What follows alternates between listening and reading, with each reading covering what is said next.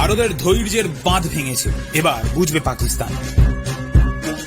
বড় ঘোষণা করে দিল মোদী সরকার।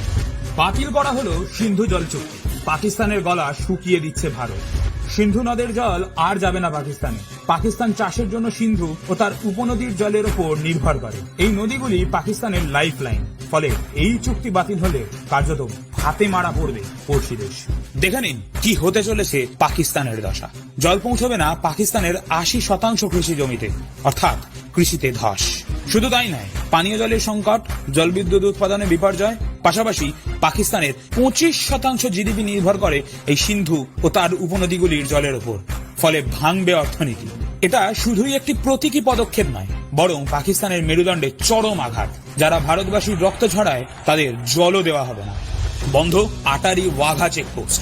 অনির্দিষ্টকালের জন্য সীমান্ত বন্ধ করে দিয়েছে ভারত, যা পাকিস্তানের অর্থনীতি শেষ করবে। ইতিমধ্যে এই সীমান্ত দিয়ে যারা ভারতে এসছেন তাদের ফেরার জন্য ১ মে অবধি সময় দিয়েছে মোদী সরকার। বাতিল ভিসা। বাতিল করা হয়েছে পাকিস্তানিদের সমস্ত সার্ক ভিসা। সময় মাত্র ৪৮ ঘন্টা। ভারত ছাড়তে হবে পাকিস্তানিদের।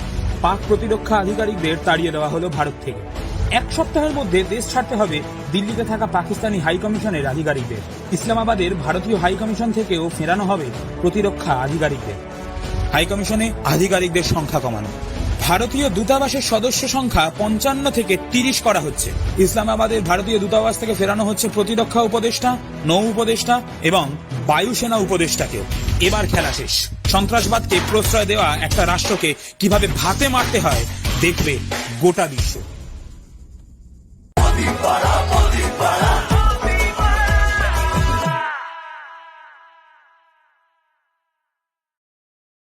Download ShareChat.